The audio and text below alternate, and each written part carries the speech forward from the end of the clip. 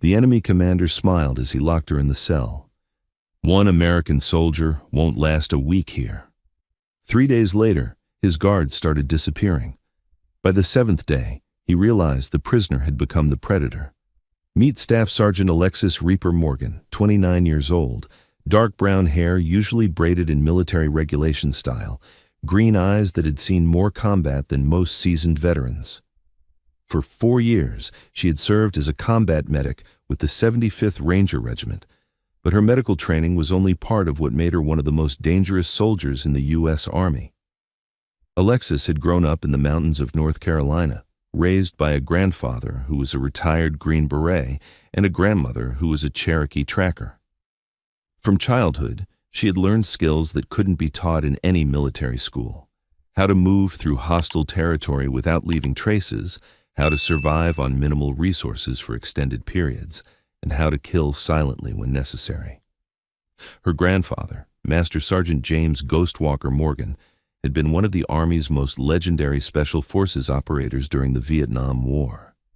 He had conducted long-range reconnaissance missions deep in enemy territory, often operating alone for weeks while gathering intelligence and eliminating high-value targets.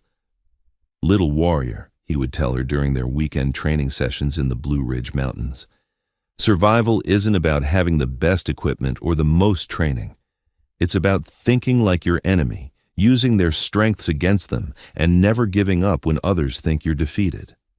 James Morgan's philosophy had been forged during 3 tours in Vietnam, where he had learned that conventional military tactics were often insufficient against enemies who knew the terrain intimately and used unconventional warfare to neutralize technological advantages. His approach emphasized psychological warfare, environmental adaptation, and the importance of becoming invisible while making the enemy visible. During her childhood training with her grandfather, Alexis had learned to think like both hunter and prey simultaneously. She understood how to track enemies through subtle environmental signs while masking her own presence so completely that even experienced trackers couldn't follow her movements. These weekend exercises had been comprehensive survival courses disguised as family camping trips. Alexis learned to find water in seemingly barren landscapes, create shelter from natural materials that provided both protection and concealment, and identify edible plants that could sustain her for weeks in wilderness environments. Her grandmother, Sarah Silent Wind Morgan, had taught her Cherokee tracking techniques that had been passed down through generations of hunters and warriors. These skills included reading environmental signs that most people couldn't detect, moving through natural terrain without disturbing the landscape, and understanding animal behavior patterns that could reveal human presence. Sarah Morgan's lessons had included traditional Cherokee stealth techniques that allowed hunters to approach prey animals without detection. These methods required understanding wind patterns, animal psychology, and the ability to move in harmony with natural rhythms rather than fighting against them. The combination of Cherokee wisdom and Green Beret innovation had created a unique skill set that made Alexis exceptionally effective in environments where traditional military training was insufficient. She could disappear into almost any landscape while maintaining the tactical awareness necessary for combat operations. Alexis had enlisted in the Army at 18, driven by a desire to serve her country and follow in her grandfather's footsteps. Her initial training scores were exceptional, but what set her apart was her ability to think tactically under extreme pressure while maintaining the compassion necessary for medical care. During basic training, her instructors had noticed that Alexis seemed to anticipate tactical situations before they developed, positioning herself advantageously while other recruits were still processing changing circumstances. Her ability to read environmental cues and human behavior patterns gave her situational awareness that exceeded standard military training. She had been selected for Ranger training based on her physical fitness, tactical intelligence, and psychological evaluations that indicated exceptional resilience under stress.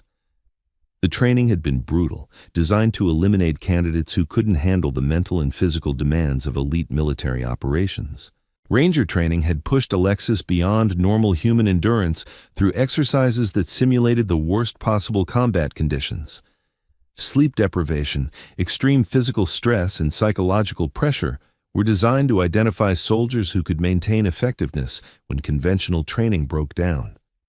But Alexis had thrived in environments that broke other soldiers. Her childhood training and survival techniques, combined with natural athletic ability and fierce determination, made her one of the top graduates in her Ranger class. The medical training component of her military education had been equally demanding, requiring her to master life-saving techniques while under the stress of simulated combat conditions. Combat medics needed to provide medical care while engaging enemy forces, making split-second decisions about triage priorities and maintaining tactical awareness in chaotic environments. Alexis's unique background had given her advantages that other medics didn't possess. Her understanding of human anatomy, combined with Cherokee knowledge of natural remedies and Green Beret training in improvised weapons, created capabilities that exceeded standard medical corps training. Her call sign, Reaper, had been earned during her second deployment to Afghanistan, when she had conducted a solo rescue mission to extract wounded soldiers from a Taliban ambush. Using medical knowledge and combat skills in combination, she had eliminated multiple enemy fighters while providing life-saving care to American casualties. The rescue mission had required her to infiltrate a Taliban-controlled valley where an American patrol had been pinned down by enemy fire. Standard rescue protocols would have required air support and additional ground forces, but the tactical situation made conventional rescue impossible without risking additional casualties. Instead, Alexis had used Cherokee stealth techniques to approach the ambush site undetected, then systematically eliminated Taliban fighters while providing medical care to wounded Americans.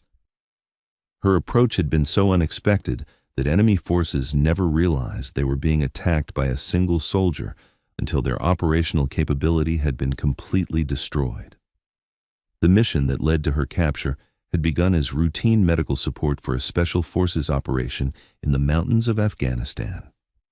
Alexis was assigned to provide medical coverage for a team conducting reconnaissance of suspected terrorist training camps in remote valleys near the Pakistani border. The operation had been carefully planned based on intelligence reports indicating minimal enemy presence in the target area. The Special Forces team would establish observation posts, gather intelligence on terrorist activities, and coordinate airstrikes against confirmed targets. The intelligence assessment had been based on satellite surveillance, electronic intercepts, and human intelligence from local informants. All sources suggested that the target area contained abandoned terrorist facilities that could be safely investigated by a small reconnaissance team. But intelligence reports are never perfect, and the enemy had been expecting American operations in the region. What should have been a covert reconnaissance mission became a coordinated ambush that separated Alexis from her team and left her stranded deep in hostile territory. The ambush had been planned by Commander Rashid Hassan, who had been studying American tactical procedures for months in preparation for exactly this type of operation. Hassan understood that American forces relied on technological advantages and superior firepower, making them vulnerable to unconventional tactics that negated these advantages. The ambush had been triggered when the Special Forces team approached what appeared to be an abandoned terrorist camp. Hidden enemy forces had allowed the Americans to enter a killing zone before opening fire from concealed positions that commanded every escape route. Hassan's fighters had used caves and natural fortifications to create overlapping fields of fire that made escape impossible through conventional tactical movement. The ambush design forced American soldiers into predetermined channels where they could be isolated and captured rather than simply eliminated. In the chaos of the firefight, Alexis had been providing medical care to wounded team members when an explosion separated her from the main group. When the smoke cleared, she found herself alone, surrounded by enemy fighters who had been waiting for exactly this opportunity. The separation had been caused by a precisely timed explosive device that created a rockslide blocking the route between Alexis and the main team. Hassan's fighters had planned this contingency to isolate individual soldiers who could be captured for intelligence and propaganda purposes. Commander Rashid Hassan had been planning this ambush for months, using intelligence gathered from captured American equipment and interrogated prisoners. At 45 years old, he led a terrorist cell that specialized in capturing American soldiers for propaganda purposes and intelligence gathering. Hassan had built his reputation on breaking captured Americans through psychological torture and prolonged interrogation. His methods were designed to extract information about military operations while creating propaganda videos that could be used to demoralize American forces.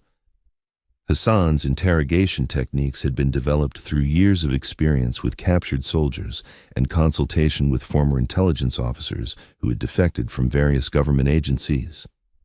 His approach combined physical deprivation with psychological manipulation designed to break down resistance systematically.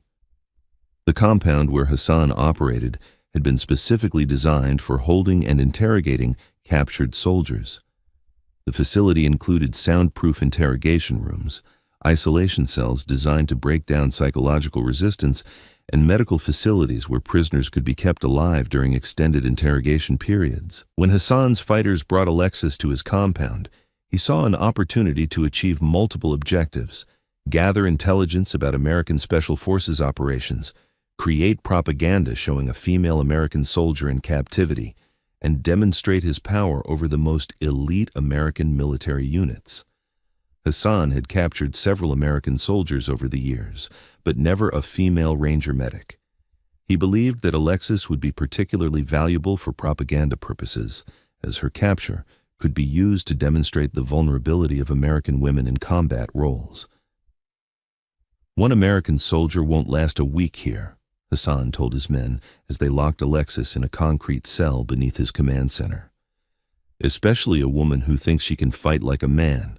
We will break her spirit and use her to send a message to the Americans." The compound where Alexis was held was a fortified position carved into the mountainside, designed to withstand airstrikes and ground assaults. Hassan commanded approximately 40 fighters who had spent years learning American tactics and developing countermeasures for Special Forces operations. The facility included weapons storage areas, communication equipment, training facilities, and detention cells where prisoners were held for interrogation. The entire complex was designed to be invisible from aerial surveillance while providing defensive advantages against any rescue attempt. Hassan's initial plan was to use traditional interrogation techniques to break Alexis psychologically before beginning the intelligence extraction process. He believed that isolation, sleep deprivation, and psychological pressure would quickly reduce her to a compliant prisoner who would reveal military secrets. But Hassan had made a critical error in his assessment of Alexis Morgan. He saw a female medic who had been separated from her unit, assuming that her medical training indicated weakness rather than the tactical intelligence that made her one of the Army's most dangerous soldiers. During her first 3 days in captivity, Alexis had been conducting reconnaissance of the compound, while Hassan's men assumed she was simply recovering from the shock of capture. Every time guards brought food or conducted inspections, she was gathering intelligence about their routines, security procedures, and the facility's layout. Her medical training gave her advantages that Hassan's men couldn't recognize. She understood human anatomy well enough to know exactly how to incapacitate or kill without making noise. Her knowledge of drugs and medical equipment provided opportunities for creating weapons or incapacitating substances from materials that seemed harmless. More importantly, her Cherokee tracking skills allowed her to read environmental signs that revealed information about guard movements, shift changes, and the compound's daily routine. She could hear conversations through walls, detect movement patterns through vibrations, and identify weaknesses in security procedures that her captors didn't know existed. On the 4th night of her captivity, Alexis began implementing an escape plan that would transform her from prisoner to predator. But instead of simply escaping, she had decided to systematically eliminate Hassan's entire operation while gathering intelligence that could be used in future American operations. The first guard to disappear was Mahmoud, a young fighter who had been assigned to night security for the detention area. Alexis had identified him as the weakest link in the security chain, inexperienced, overconfident, and prone to breaking established procedures. When Mahmoud entered her cell to conduct a routine inspection, Alexis used medical knowledge to render him unconscious without making any noise. She then used his own equipment to restrain him while she acquired his weapons and keys to other areas of the compound. But instead of immediately escaping, Alexis hid Mahmoud's body and assumed his patrol route, using darkness and her knowledge of Cherokee stealth techniques to move through the compound undetected. Her goal wasn't just escape, it was intelligence gathering and elimination of Hassan's operational capability. Over the following nights, Alexis conducted what amounted to a one-woman special operations campaign against Hassan's forces. She eliminated sentries who worked alone, gathered intelligence about the compound's layout and defensive systems, and positioned herself to systematically destroy Hassan's entire organization. Her grandfather's training in psychological warfare proved as valuable as her physical skills. By making guards disappear without explanation, she was creating fear and paranoia among Hassan's men that was more effective than direct confrontation. Hassan's fighters began reporting strange sounds in the night, equipment that had been moved or damaged, and the growing realization that someone was moving through their supposedly secure compound with complete impunity. The second elimination came on the fifth night when Alexis targeted the compound's communications specialist. Using stealth techniques learned from her grandmother, she infiltrated the communications bunker and eliminated the operator while gaining access to Hassan's entire intelligence network. From the captured communications equipment, Alexis learned the locations of other terrorist cells, planned operations against American forces, and Hassan's network of informants and suppliers. This intelligence would be invaluable for future American operations, but only if she could survive to deliver it. The third and fourth eliminations occurred on consecutive nights, when Alexis eliminated the guards responsible for perimeter security. These operations required her to move through areas covered by multiple sentries while avoiding detection by fighters who were becoming increasingly paranoid about the mysterious disappearances. By the seventh day, Hassan's compound was in a state of controlled panic. Half his guards had disappeared without explanation, his communications had been compromised, and his men were reporting encounters with an invisible enemy who seemed to know their every move. Hassan himself was beginning to understand that he had severely underestimated his prisoner. The American medic who was supposed to be broken and compliant had somehow become a ghost that was systematically destroying his operation from within. "Find the American woman," Hassan ordered his remaining fighters. "She cannot have simply vanished. Search every inch of this compound." But Alexis was no longer hiding in the detention area. She had established a base of operations in the compound's maintenance tunnels, using her knowledge of building systems and Cherokee concealment techniques to create a command center that was invisible to Hassan's increasingly desperate searches. From her hidden position, Alexis could monitor Hassan's communications, track the movement of his remaining fighters, and plan her final assault on the terrorist leader who had thought he could break her spirit through intimidation and isolation. The intelligence she had gathered revealed that Hassan was planning a major attack on American forces within the next week. Multiple terrorist cells were coordinating an assault on a forward operating base where hundreds of American soldiers would be vulnerable to coordinated suicide attacks. Alexis realized that simply escaping would not be sufficient. She needed to eliminate Hassan and his entire operational network to prevent the planned attack on American forces.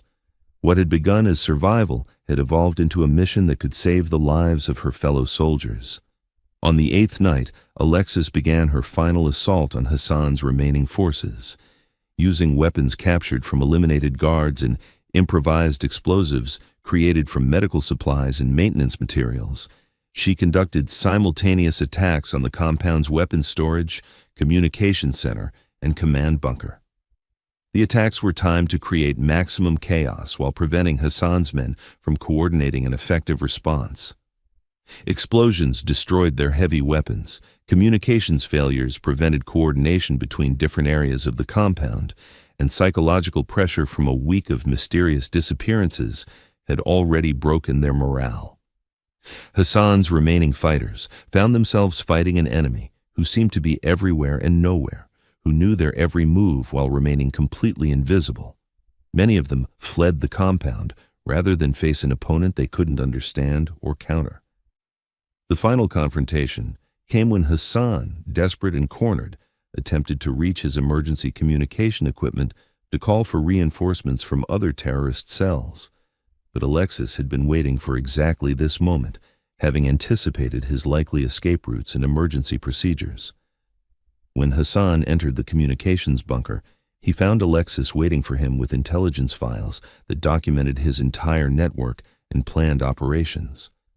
The American medic, who was supposed to have been broken by captivity, had instead become the instrument of his organization's complete destruction. "You were right about one thing," Alexis told Hassan as she prepared to eliminate the last threat to American forces in the region. "One American soldier couldn't last a week here. But I'm not just any soldier. I'm a ranger medic who learned from Cherokee warriors and Green Beret legends.